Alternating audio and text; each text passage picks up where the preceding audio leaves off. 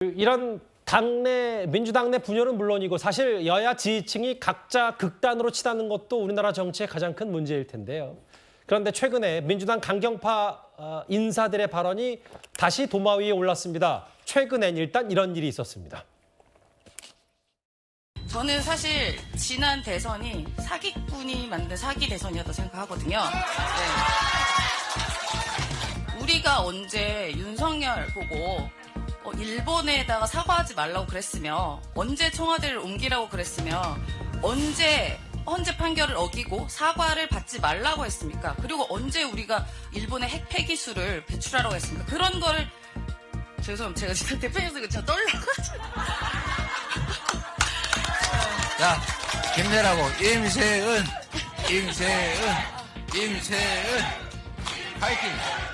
언제부터 그 대통령 배우자가 설치라고 했습니까? 계속 요새 그 윤석열 대통령이 촉감 외교하고 있지 않습니까? 저는 느낌적으로 대통령이 없다고 생각하고 사실상 이재명 대통령 느낌이라고 생각합니다. 그런 말씀을 한마디 하실 때마다 저에 대한 화살이 점점 크고 많아집니다.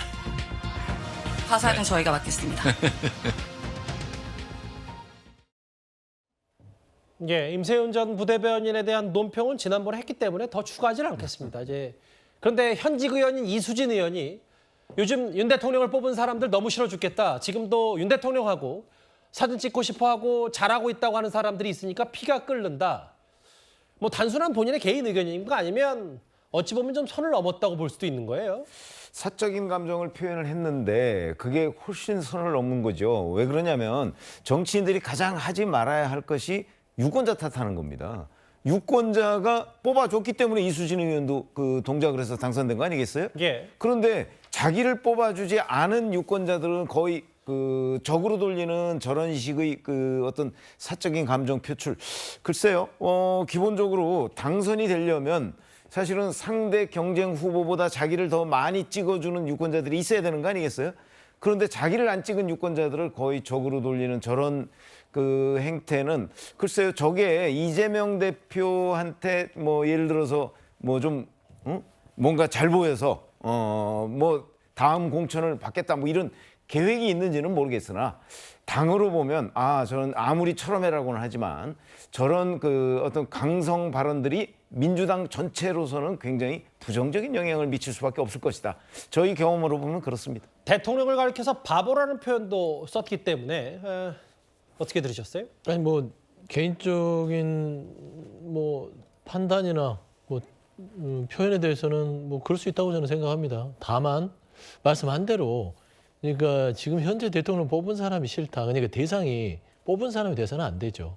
그러니까 좀 이야기를 좀 자유롭게 좀 지혜롭게 할 것 같으면 윤석열 대통령 뽑은 사람들이 많나 보니까 지금 후회하고 있다더라. 땅을 치고 손가락을 자르고 싶다더라. 차라리 이렇게 얘기하면 괜찮습니다. 들어보니 그렇다더라. 근데 본인이 말한 대로 최 의원님이 얘기한 대로 그 국민들의 선택에 대해서 판단하는 것들은 조금은 말의 본세가 조금 지나쳤다라고 해도 뭐 할 말은 없을 것 같아요. 하지만 윤석열 대통령 바보라고 여기는 건 본인의 판단이겠죠. 그런데 해서 어떤 뭐 육두문자를 쓴 건 아니지 않습니까? 저는 그런 측면에서는 그 바보라고 했다고 해서 그런 부분까지 우리가 정말 표현에 대해서 예단하고 이게 뭐 품격에 떨어진다라고 하는 것들은 조금 지금 자유민주주의를 뭐 얘기하는 이 정부에서는 어울리지 않은 것 같습니다. 근데 이제 또 반대로 이재명 대표 바보라고 누가 얘기하면 또 그렇게 민주당에서는 또 봅니다. 반발 분명히 나올 테니까. 저는 윤석열 대통령 바보든 이재명 대표 바보든 그 정도 수준은 할 수 있는 거예요. 근데 거기에 어떤 상욕이나 어떤 육두문자가 나갔을 때는 그거는 문제가 있는 것이죠. 아니 근데 표현의 자유라고 얘기하시면 저도 이거 지금 아무 근거들 없이 그냥 막 개인 감정을 막 이렇게 토로를 하시는 거잖아요. 아니, 물론 뭐 전후에 이수진 의원이 이런저런해서 윤 대통령이 이렇고 저렇기 때문에 뭐 이렇다 이런 저도 그냥 얘기는 있긴 똑같은 합니다. 수준으로 얘기하자면 저는 임세현 그 대변인 얘기한 거 중에 사기꾼이 만든 사기 대선이다 이럴 때 사기꾼 하니까 대변에 이재명 대표 얘기한다고 생각했거든요. 전과 사범에 누가 보기에도 지금 국내에서 이 정도 혐의 받는 사람 없잖아요. 그러니까 검사 대 전과 사범이니까 사기 이재명 대표 얘기하시나? 사기 대선이면 그래가지고 표 차이가 이렇게 줄었나? 이런 얘기도 미러링 차원에서 얼마든지 나올 수 있어요. 이렇게 수준 나오는 얘기 나오는 게 불편하시면 애초에 민주당에서도 이런 얘기 커트해 주셨으면 좋겠습니다. 저는 지금 이제 구 변호사께서 얘기하는 것도 표현이잖아요. 이제 돌려서 얘기하는 건데 이재명 대표 사기꾼 이렇게 얘기하는 거거든요. 근데 그냥 넘어가는 겁니다. 근데 그거를 여러 가지를 설명해서 그렇기 때문에 논리적으로 사기꾼이라고 얘기할 수 있다라고 하면 문제가 되지 않는데 뭐 임 전 대변인은 그런 부분이 부족했을 것 같고요. 윤석열 대통령 바보라고 하는 부분들은 설명이 충분히 있을 수도 있습니다. 국정 운영이 무능하다. 무능하다 보니 이런 거를 세간에서는 그렇게 표현하더라. 라는 게 뭐 그 정도도 못 받아들일까요? 알겠습니다. 두 분 말씀이 이 정도면 충분히 다 들은 것 같아서 시간을 좀 더 많이 들여봤어요. 알겠습니다. 극단의 정치 혹은 뭐 여러 그 강성 지지층 간의 서로 간의 갈등 얘기를 쭉 하고 있는데 최근에 정말 안타깝게도 전효옥 전 의원의 암투병 소식이 알려졌는데 그가 얘기하고 있는 건 좀 다릅니다. 화면을 좀 보겠습니다. 제가 암에 걸렸다고 하니까 좋아하는 좌빨들이 진짜 많네요. 제가 대한민국 바로 세우는 거 보고 싶다 이런 글을 썼더니 그거 못 볼 텐데 그때까지 살아있지 못하지? 뭐 이럽니다. 제가 암에 걸린 이유가 쪼민이를 쪼고기를 비난해서 마음보를 나쁘게 써서 문재인 일을 해가지고 걸린 거라고 그래요. 저한테 이렇게 무시무시한 악플을 인간인지 의심스러운 악플을 다는 분들 다 고소할 거예요. 그래서 금융치료 확실하게 받게 할 겁니다. 열심히 싸우고 있어요. 더 열심히 쓰고 목숨 걸고 글도 쓰고 방송도 할 겁니다. 예, 대장암 4기라는데 전효옥 전 의원 어서 쾌차하셨으면 좋겠어요. 근데 악플을 달았다. 과거에 지금 조민 조국 문 전 대통령 비판해서 암에 걸린 것이라고 했다. 이런 댓글까지 있나 보죠.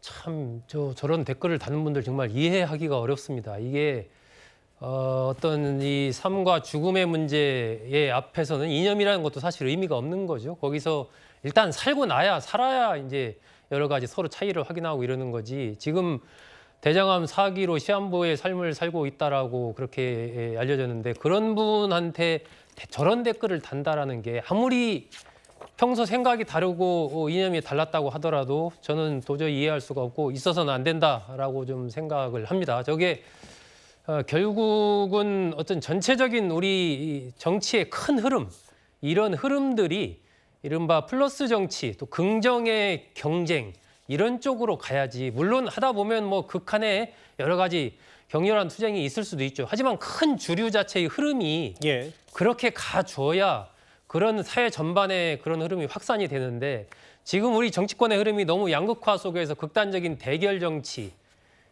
타협과 협상의 정치는 사라졌지 않습니까? 이런 것이 반복되다 보니까 모든 부분에서 그런 것들이 나타나는 거예요. 그래서 지금 전효옥 전 의원과 관련된 저런 댓글을 다는 저런 분들도 그런 속에서 저런 댓글을 달아야 되겠다는 생각을 하지 않나 싶어서 정말 그 다는 분 자체도 정말 안타깝고요. 저는 전효옥 의원, 전 의원 뭐 빨리 좀 쾌차했으면 좋겠습니다. 가장 중요한 것은 뭐 삶이죠. 맞습니다. 이번 주제까지 여기서 정리를 해보겠습니다.